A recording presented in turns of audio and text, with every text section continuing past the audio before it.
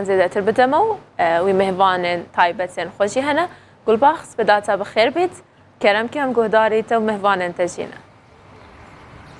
ڕۆژ باش هاوکارانم شیلان و سارا هیوادارم کە ڕۆژێکی خۆشتان هەبێت ئێمە لە ئەستەدیۆی کراوەی ڕۆژ باش لە کەمپی ئازادی لە کۆیەوە لەگەڵتانی لەم شوێنەی کە ئێستا دەیبینن دوێنێ شەو دوێنێ ئێوارە ئاگری چوارشەممە سووری کرابووە کە وەکو ئێوە ئاماژەتان پێکرد و لەو پاکێجەدا بینیمان ئەنەریتێکی تایبەتی ئێرانیەکان بە تایبەتی کوردەکان لە ڕۆژهەڵاتی کوردستانە ساڵانە لە چوارشەممەی کۆتایی ساڵ واتە بڵێن شەوی سێشەممە لەسەر چوارشەممە لەسەر جەم شوێنەکان و ئاگرە دەکرێتەوە ئاگری تایبەتی چوارشەممە سووری کە بە کوڵە چوارشەممەش ناسراوە بە کۆتا چوارشەممەی ئەو ساڵە دەژمێردرێت ئەو نەریتە مێژوویەکی تایبەتی هەیە زۆر لە ڕوانگەی جیاوازەوە باسی دەکەن هەندێک بۆ زەردەشتەکان ئەیگەڕنەوە هەندێکی تریش ئەڵێن لە ئێرانی کۆنەوە ئەو کردنەوەی ئاگرە هەبووە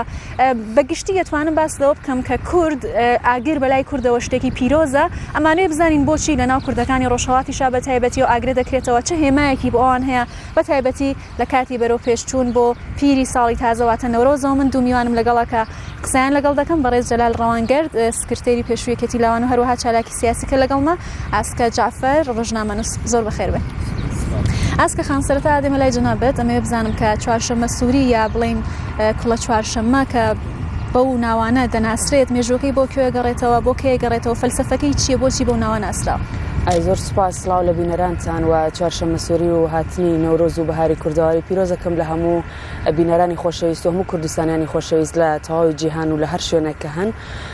بێگومان وەکو چۆن ئامادەکاری دەکرێت بۆ وەرزەکانی تر بۆ نمونە وەرزی زستان کە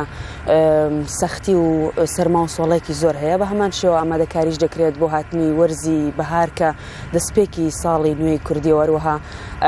لەو نەورۆزەدا کە بە هەمای نوێبوونەوە و نوێخوازی و نوێگەراییە بە هەمان شێو ئامادەکاریش دەکرێت بۆیە دوایین چوارشەممەی ساڵ کە پێی دەوترێت چوارشەممە سووری وەکو نەریتێکی باوکە لە ناو کوردەواریدا هەیە ئامادەکاری دەکرێت بەوەی کە ئاگر دەکەنەوە ئاگر هێمای نوێبوونەوەی ئاگر هێمای پیرۆزە و هەروەها هێمای بەهێزیە کە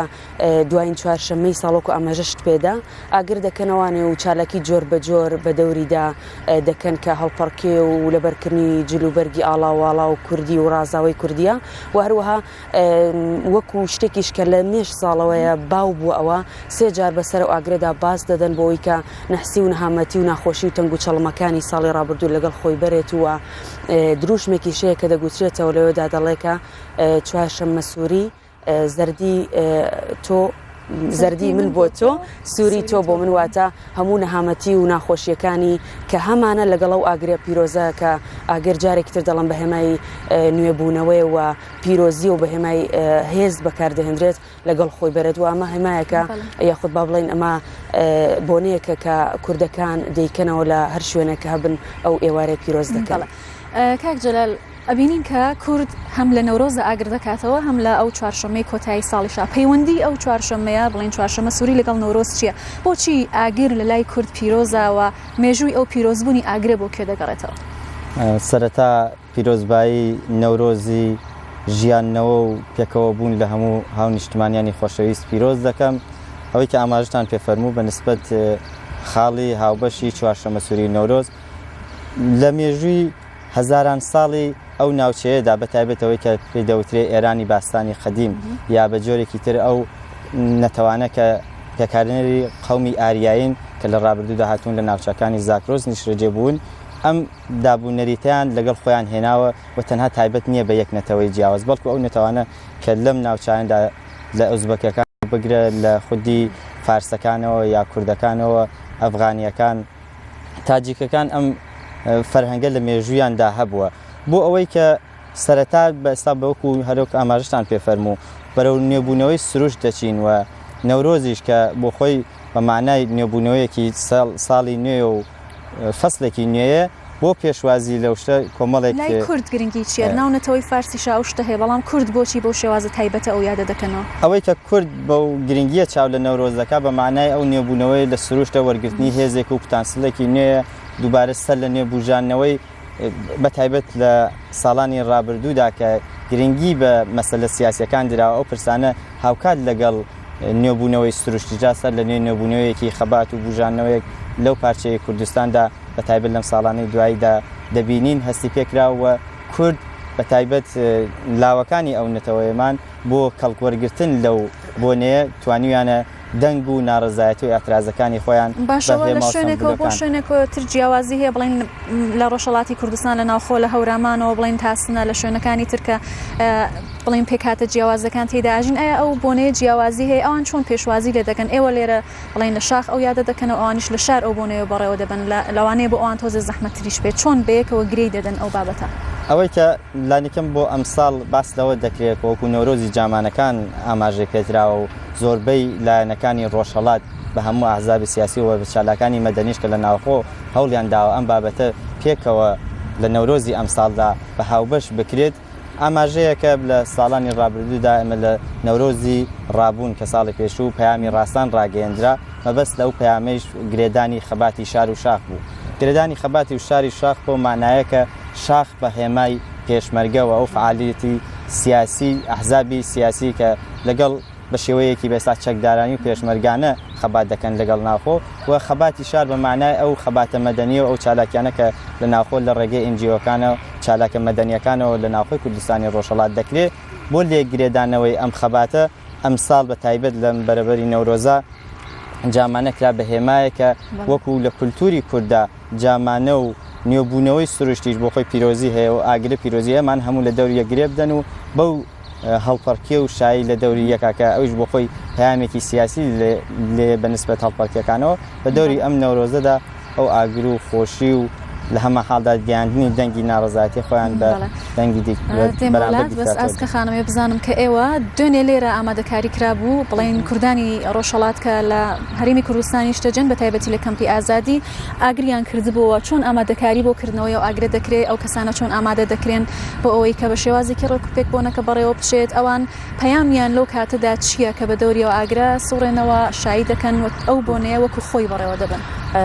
بێگومانێمە وەکو یەکێتی لاوان جگە لە ئەو ئەرکی لەسەر شانمانە ئەرکە سیاسی و ئەرکە نەتەوایەتیەکە کە بۆنەیەکە و ساڵانە دەبێ یادی بکرێتەوە ئەرکێکی ڕێکخراوەی تریش لەسەر شانمانە ئەویش ڕێخستنی چالاکیە بەو بۆنەیە جگە لە چالاکیێنەتەوایەتیەکانی ترکە ئێمە هەمانە و یادی دەکەین و ئامادەکاری بۆ دەکەین ئەویش ڕێکخستن و خۆ ئامادەکردنە هەر وەکو پێشتریش ئاماژەم پێدا هەر لە چوارشەممە سووریەوە بگرێت کە هەمومان خۆمان ئامادە دەکەین بە جلوبەرگی ئاڵاوواڵاوە ئاگر دەکەینەوانە پێشوازی لە دوایین چوارشەممەی ساڵ دەکەین وەروە خۆمان ئامادە دەکەین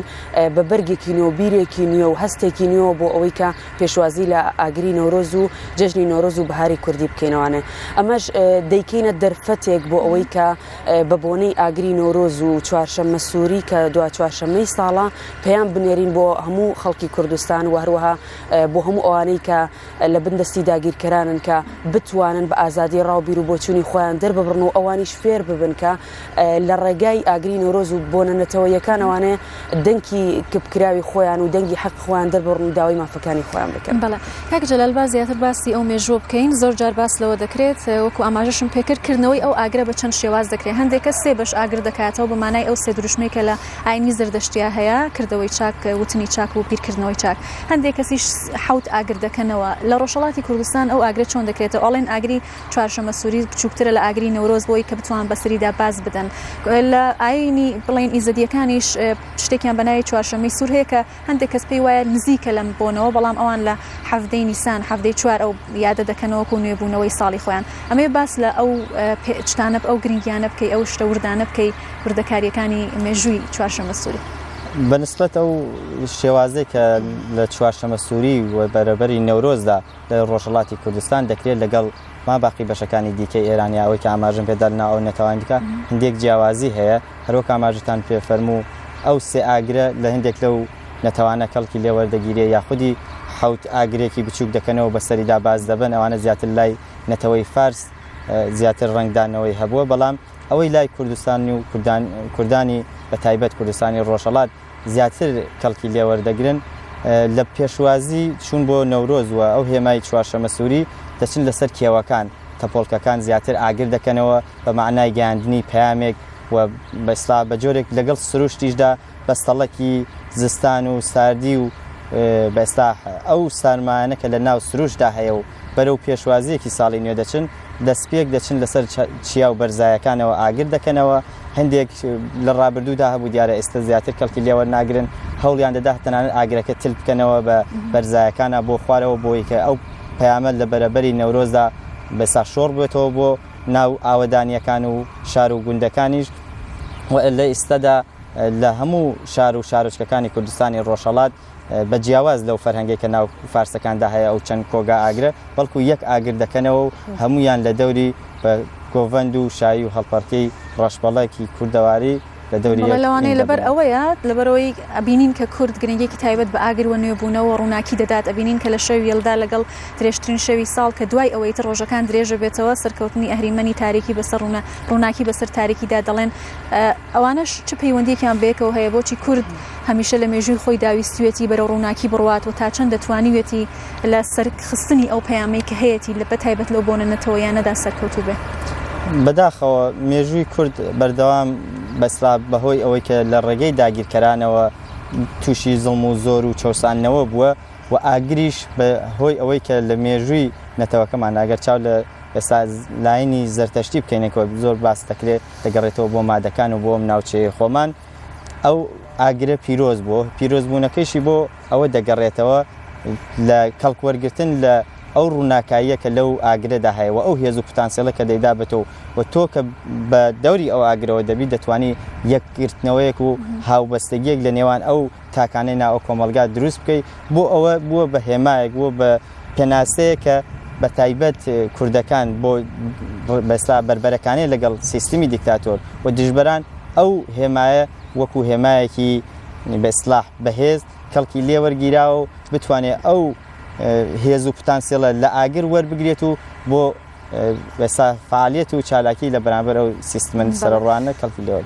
ئاسکەخان لە سەرەتا ئاماژەت بۆ دروشمە کرد یا بڵێن ئەو قسەی کرد کە باوە لە کاتی ئاکردنەوەی ئاگری چوارشەمە سووریا چوارشەمەی سووردا کە دەڵێن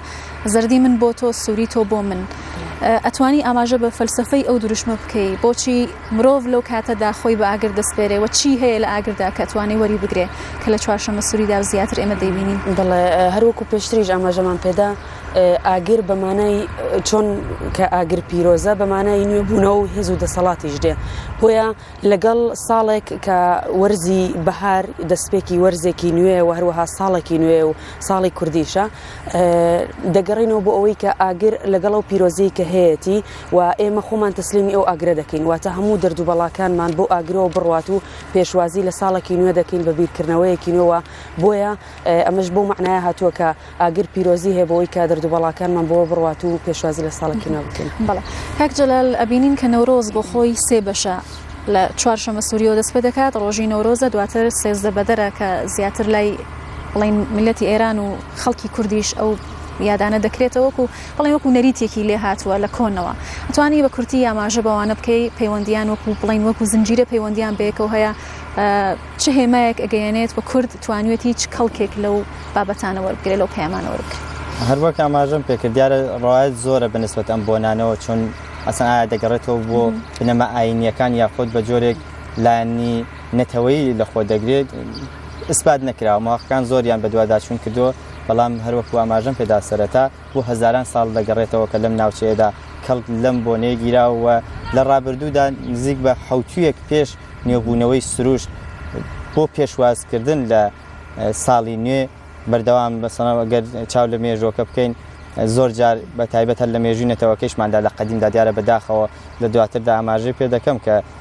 ئەم ساڵانەی دوایی چۆن کەڵک لە ئەم بۆنانە دەگیرێ و لە مێژوەکەیدا چۆن بووە مێژوو خەڵک هەر لەو سەرەتای دەستپێکی چوون بەرەو پێشوازی نەورۆز لە دەوری یەک کۆبوونێتەوە لەو حوتوی کۆتایی ساڵدا کە هەر بە جۆرێکی تریش هەر ئەو چوارشەمە سووریەکە وەکو چوارشەمەی کۆتایی ساڵدێ دەچێتە ڕێکە لەو ڕۆژانەی ئەو حوتووە لە دەوری یەک کۆ دەبوونەوە بەستا قسەی خۆشکردن و گێڕانەوەی چیرۆک و مێژووی خۆیان لە ناو ماڵەکاندا پاشان دوو حوتوی دوای ئەو نەورۆزێش هەر بۆ ئەوەی کە دەربڕینی خۆشی و شادیەکان هەروەکو ئاسکەخانیش ئاماژەی پێدا و لە دروشمەکەیش داهاتووە ئاماژە مەبەستەکە ئەوەیە کە ئێمە ئەو نەحسی و ناهەمەتیانە ئەو نەخۆشیانە یا ئەو دەردوبەڵانە لە ساڵی ڕابردوودا بەتایبەت لە وەرزانی پاییز و زستاندا کە بەرەو ڕووی دەبینەوە بە نوێبوونەوەی سروش بوونەوەی لەو نوێبوونەوەی سروشتەدا کەڵکی لێوەربگرین و هێز و پتانسیڵی سروشت و ئاگریش کە هێمایەکە لە ئەو بەهێزیانەی ناو سروشت وەری بگرین و بە دوو حوتی دوای ئەوەیش بەردەوام هەر کەڵک لەو بوونە خۆشی باس لە کۆمەڵێک شتی تایبەت دەکرێت بۆ نمونە لە چوارشەمە سووری لە کۆنەوە ئەوە هەبوو کە منداڵان ئەچوون لە سەربانی ماڵەکانەوە شاڵیانە کێشایە خوارەوە دیاریان وەردەگرت هێلکەیان دەشکاند ئەوانە بچمانایە دێ ئێستاش ئەو شتە هەر دەکرێت بە تەنیا ئاگرەکە و هەڵپەڕین و هەڵپەرکێ و شادی بە دەوری ئاگرەکە ئەوانە هەماوە بەداخەوە لەم ساڵانەی دواییدا کەمتر ئەو بۆنە بەسا مێژویە لە ناو بەتابە فەرهەنگی کووردا کە باو بووە هەبووە گەل لە ڕابردوو چاوی لێ بکەین بەتایبەت ناو نەتەوەی فارسدا کۆزەیان دەشکان ئەو کوزەشتە دروست دەکرا و لە کۆتایەکانی بەو مانای هەر ئەو لە نوێبوونەوەی سروشتەوە ئەو پەیامەکە هەر لە چوارشەمە سووریدا هەیە نەحسی و نەهامەتیەکان ببەن یا ئەو پاک و خاوێنکردنەوەی ماڵەگەر دەبینین بەتایبەت لە ڕۆژهەڵاتە هەر لە سەروبەندی نەورۆز و هاتنی وەرزی نوێ ماڵە خانەتەکانی پێدەڵێن لە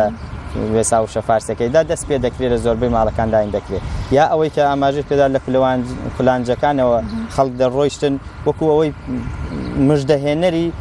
وەرزێکی نێبوو داوای گوێزەوانەیان پێدەکرد پێدەوت ئێستا لە فەرهەنگی خۆشماندا زۆر باوە بۆ ئەو بۆ نەخۆشییانە یا ئەگەر شتێکی خۆشی ببێ هەتا ئەگەر بسەڵم لە کەسێک کە منداڵی دەبێت داوای گوێزەوانە دەکەن ئەمە هەموو دەگەڕێتەوە بۆ ئەو بەئێستا فەرهەنگە کوردیە کە هەمان بۆ ئەوەی کە مژدەیەک بدەیت بە خەڵکەکە بەتایبەت لە چوارشەمە سووریدا لە کولەوانجەکانەوە دەچوان تەقەیان لە دەرگاکان دەدا داوای گوێزەوانەیان دەکرد کە ئەو وەرزێکی نوێ دێ و ئەتوانێت ئەو وەرزە لەگەڵ خۆمان وەرزێکی بێستا چالاکی و فەرهەنگی کولتوری نەتەوەکەیشمان بپارێزین بەڵام بەداخەوە لەم ساڵانەی دواییدا هەم ئەو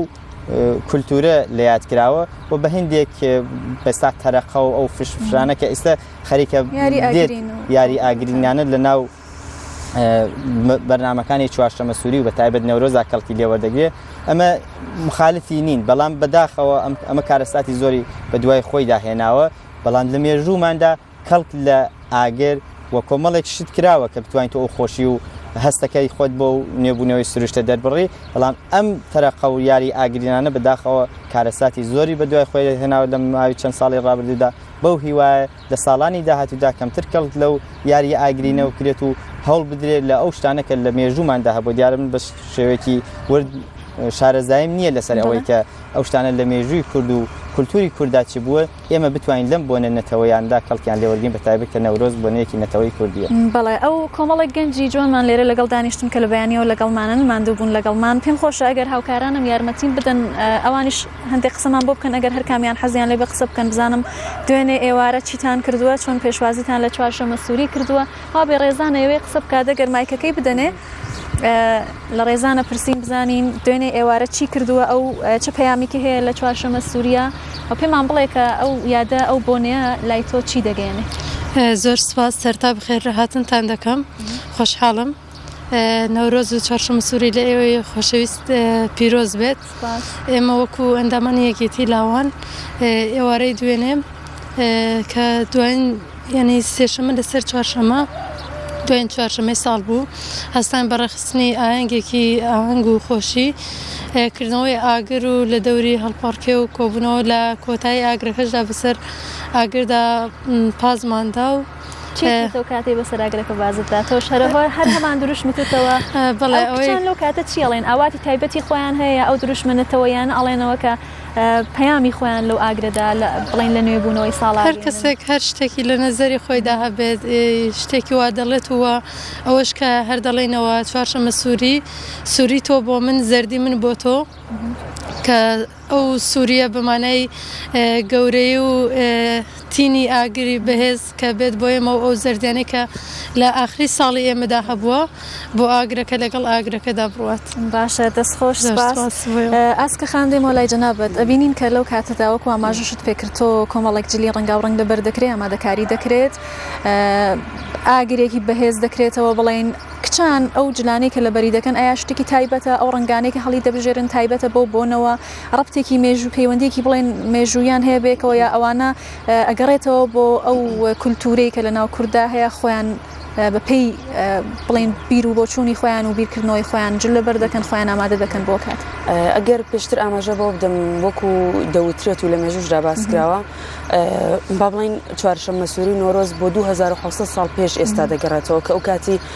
خەڵکی کەلوپەلێکی زۆر سادەیان بەکارهێناوە لەگەڵ کۆتایی ساڵی پێشویان با بڵێن لە ئێستادا ئێمە کە لەم ساڵداین و دەمانێت پێشوازی لە ساڵێکی نوێ بکەین دەبینین کە ئەو کەلوپەلە سادانەی کە سوودیان لێوەرگرتووە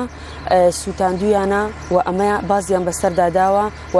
ئیسفادەیە خۆت با بڵین بەکارهێنانی کەلوپەلی تر هاتۆتە ئاراوە و کەڵکیان لەوانە وەرگرتووە هەر ئەو کاتی ژوا بووە کە شتێکی سادە پۆشراوە بەڵام بەم دواییانە دەبینین کە جلوبەرگەکانی ئافرەتان زیاتر بۆ نمونە ڕەنگی سوور لە کاتی نەورۆز و جەژنی نەورۆزدا دەپۆشن یاخود ئەو ڕەنگانی کە تعبیر دەکات لە ئاڵای پیرۆزی کوردستان کە با بڵین 4 ڕەنگە سوور و سەوز و سپی و زەرد و هەروها لە ئێستاشدا ئێمە وەکو ژنانی ڕۆژهەڵات یاخود وەکو لاوان جگە لە جامانەکانمان کە هێمایە بۆ نەورۆزی کوردی هەوریشمان کردوێتە هێمایەک بۆ نمونە دوێنێ ئەمە ساڵاتی دامەزرانێکێتی ژنان بوو هەر لەوێدا هەمومان بە جلوبەرگی کوردەواری جوان بە سەر و کڵاو و بە پۆشینی جلوبەرگی هەوری جارێکی تر ئەو بۆنەمان پیرۆز کردووە پێشوازیمان لە چوارشەممە سووری و ئاگری پیرۆزی نەورۆز کرد. بەڵێ کاک جەلال لەمەوێ پرسیاریەوەت لێ بکەم ئێستا بەرەو نەورۆز دەچین بڵێن ئەمە ئاخرین چوارشەممەی ساڵی 2016 کوردی و بەرەو 2770 کوردی دەچین ئەڵێن کە لە کاتی چوارشەممە سووری و نەورۆزدا جیاوازی ئاگرەکانی ئەوەیە کە لە چوارشەممە سووری ئاگرەکان لە شوێنی نزم دەکەنەوە بەڵام لە نەورۆزدا لەسەر بەرزاییەکان ئاگرەکە دەکەنەوە نەورۆزی ئەم ساڵ پێت وایە کە چە جیاوازیەکی دەبێت و گرنگی ئەو نەورۆزە لە باری نەتەوەییەوە بۆ کورد چیەوە چۆن ئەبێ ئێمە وەکو کورد کەڵک لە ئەو دەرفەتانە وەربگرین و مێژووی خۆمان لە بۆنە نەتەوەیەکانە بپارێزی هەرەوەی لە پرسیارەکەی ڕابردوودا ئاماژم پێدا ئەم دروشمی ڕاستانە کە ئێستا هەیەەوە لە چالاکەکانی کوردستانی ڕۆژهەڵاتە کەڵکی لێوە دەگرێت ئەم ساڵیش چالاکانی ناوخۆ بە هاوبەشی لەگەڵ ئەحزابی سیاسی کوردستانی ڕۆژهەڵات هەوڵیانداوە کۆمەڵێک هێما کۆمەڵێک پرۆژە و بەرنامە بێ کە حتا ڕژیمی کۆماری ئیسلامی نەتوانێت بەرەنگاری بێتەوە بۆ نمونە کەڵک وەرگرتن لە جامانە کە شتێکە کە پەیوەندی بە فەرهەنگ و کولتوری کوردیەوە هەیە و کەڵکی لێوەرگیراوە بە هیچ شێوەیەک لە یاساکانی کۆماری ئیسلامیشدا نەهاتووە کە تۆ بۆت نییە لەو جامانەیە کەڵوەرگیریا لیباسی خاکی پۆش بەمانە لیباسی پێشمەرگەکانە و ئەم ساڵ هەر لەم بەرەبەری نەورۆزە کە ئاماژەم پێدا بۆنەکان لە هەفتەیەک پێش نەورۆز دەست پێ دەکا بینیمان کە لە ڕۆژانی ڕابردوودا لە کۆمەڵێ لە ناوچەکانی کوردستانی ڕۆژهەڵات ئەو بۆنانە دەستیان پێکردووە و هەمویان بەو هێمای جامانە لە ملکردن یا بە دەوری سەریاندا پێچان یا ئەو هەوریەکە ئاسکەخان ئاماژەی پێدا ئێستا بووەتە نمادێک و ئەو لیباس خاکیە کە بتوانێت لە کوردستانی ڕۆژهەڵات لە بۆنەکانی نەورۆزە بەمانای ئەوە بتوانێت ئەمە هاوبەستگیەک لە نێوان چالاکانی سیاسی و کۆمەلگای خۆمان لە کوردستانی ڕۆژهەڵات لە بەشەکانی کوردستانیشدا دەکرێتەوە بۆ نمونە لە باشووری کوردستان ئاگری نەورۆز دەکرێتەوە پارچەکانی تریش دێن لێرە بەیەکەوە ئاگری نەورۆز دەکەنەوە ئەو تایبەتمەندیە چییە کە کورد لە دەوری و ئاگرەدا کۆ دەکاتەوە لە هەموو پارچەکانە بڵین ئەگەر لە ڕۆژهەڵات ناتوانانی ئاگرێکی گرتو بکەیتەوە کوردەکان دێن لە باشووری کوردستانەوە بۆنە لێرە پیرۆز دەکەن هەروەک ئاماژەمان پێدا لە باسەکاندا ئەو یەکگرتنە لە نێوان کووردا بۆ مێژوەکەی دەگەڕێتەوە چون بەردەوام بەرەو ڕووی چەوسان نەبووە لەلایەن دەوڵەتانی حاکم بەسەر کوردستاندا و ئێمە لە یەکگرتن و پێکەوە بوونمانەوە لە دەوری یەکۆبوونەوە هەروەکو لە خودی ئەو بۆنە فەرهەنگیە کە هەمانە هەڵپەرتیەکە و بە دەوری ئاگرەکەدا بەمانای ئەو یەکگرتنەیە ئەم چوار پارچەی کوردستانە خەڵکانی کە لە ئەو چوار پارچەیە و ئەحزابی سیاسی کە هەن لە دەوری یەک هەوڵ دەدەن کۆ ببنەوە پەیامیش بە داگیرکەرانی کوردستان بدەن کە ئێمە لە هەر حاڵەتێکدا مێژوومان یەکە دابوونەریتەکانمان یەکە و پەیامیشمان یەکە بۆ داگیرکەرانی کوردستان کە کوردستان یەکە و ئەگەر لە کوردستانی ڕۆژهەڵاتە بۆ هۆی ئەو سیستمە سەرڕۆیە کە حاکمە ناتوانین لایەنەکانی دیکەی پارچەکانی کوردستانیا ئەو بۆنێ بە شێوەیەکی بۆنێکی نەتەوەیی لەو پارچەیەدا بکەینەوە بەڵام بەخۆشیەوە لە باشووری کوردستان ئەو دەرفەتە هەیە و ئێرەش وەکو دەستکەوتێکی نەتەوەیی هەر چوار پارچەی کوردستان هەموو تێکۆشەرانی چوار پارچەی لە دەوری یەکۆ دەبنەوە ئەو پەیامی یەکبوونیان لە نەورۆزدا بە هەموو گوێ جیهاندا دەگەیان. بەڵێ سپاس حەزەکەم لەگەڵ ئەو کچ و کوڕە جوانانە قسە بکەم مەگەر مایکەکە بەدەی بە بەفرینش قسەمان بۆ بکە بەڵام بە کورتی دواتریش ئەو کاکە بەڕێزەی کە لە تەنیشتەوە دانیشتەوە سەرەدا خۆت قسە بکە ئەگەر شتێک هەیە پەیامێکی کورتت هەیە بە کورتی پێمان بڵێ کە چوارشەممە سووری لای تۆ چۆن بۆ پێشوازی نەورۆز خۆتت ئامادە کردووە. ئێ باشە بیدە مایکەکە بدەبەوە. سەرەتا بە خێراتتان دەکەم. ئێمە ئەو ئێوارەیە کە چوین بۆ چوارشەممە سووری سێشەمە بوو لەسەر چوارشەمە کە کۆتایی چوارشەمەیە بۆ پێشوازیکردن لە نەورۆزە ئێمە لێرە وەکو یەکێتی لاوان هەموو ساڵێک ئەو شانە یا ئەو ئەرکە سپێراوە سەر یەکێتی لاوان بۆ خۆمان بەڕێوبەری ئەو بەنامەیە بوون وەک یەکێتی لاوان چوینەوە ئاگرەکەمان کردەوە بە دەوری ئاگرەکەدا هەڵپەڕین و بەڕاستی زۆر خۆش بوو وەکو بڵێ بۆنەیەکی نەتەوەی کوردە کە دەبێ هەمیشە پەریک بێت داستان خۆش ئەو خانمێ تەنیشتی دەگەر قسە بکە ئەویش بە کورتی شتێکمان پێ بڵێ لەسەر ئەو بۆنانە چۆن خۆتت بۆ نەورۆز ئامادەکرۆ چوارشەمە سووری تەواو بوو ئێستا بەرەو ساڵی نوێ و نەورۆز دەچین پەیامێکت هەیە لەو کاتەدا بەڵاوەکو هەموو ساڵێک خۆمان ئامادە کردو بۆ نەورۆز و چوارشەمە سووری ژێر خۆ ئامادەکردنێکە بۆ نەورۆز ئەتر کچانی جلکڕین و بەڵام ئەم ساڵ زیاتر ڕەمزی کچی کورد لە ڕۆژهەڵاتی کوردستان هەوری بوو کە ئێمە هەموو کچەکانی لێرە هەوریمان لەبەر کرد و کوڕەکانی جامانە و لیباسی خاکی کەمە ڕەمزی ئێمە بووە هیوادارم لە ڕۆژهەڵاتی کوردستانی کچان بتوانن بەشداری نەورۆز بکەن و وەکو هەموو ساڵێک باشە مایکەکە بدە ئەو خانمانەی ئەو بەریش بە ئەوانی شەپۆ لەگەر قسەمان بۆ بکەی یا ئەو خانمەی تەنیشتت قسە ناکەن باشە باشە دەی دیارە کچی وا جوان و ڕێک و پێک بۆ شەرم دەکەن زۆر سپاسانەکەم کە لەگەڵمان بوون لە ستودیۆی کراوەی ڕۆژباش کوردستان 24 لە ئەم بۆنەدا هیوادارم کە سەرکەوتوو بن سپاس ئاسکە جعفەر چالاکی مەدەنی و ڕۆژنامەنووس کە لەگەڵمان بووی هەروەها جەلال ڕەوانگەرد چالاکی سیاسی کە لە بەرنامە لەگەڵمان بوویت و زۆر سپاس بەڵێ بەڕێزانەوە کورتەیەک بوو یا بڵێن و توێژێک بوو تایبەت بە مێژووی چوارشەمە سووری کە بووە چوارشەمەی کۆتایی ساڵی کوردی دەوترێت و بەبرەوە پێشوازی نەورۆز دەچین باسمان لەو تایبەتمەندیانە کرد کە لەو ڕۆژەدا هەیە ئەو مێژوەکەی بۆچی دەگەڕێتەوە کورد بۆچی بەلایەوە ئاگر پیرۆزە بەرەوە پێشوازی ساڵی نوێش کە دەچین کورد چۆن ئەتوانێت وەکو بۆنەوەیەکی نەتەوەی کەڵک لەو بابەتە وەربگرێ گەڕێمەوە لای هاوکارانم شیلان و سارا لە ستودیۆی ڕۆژباش gelekê spas بۆی گولباغ بەهرامی هەفکارەمە li koyê spas ji bo mehvanên te jî بەڵێ بەڕێزانە چینە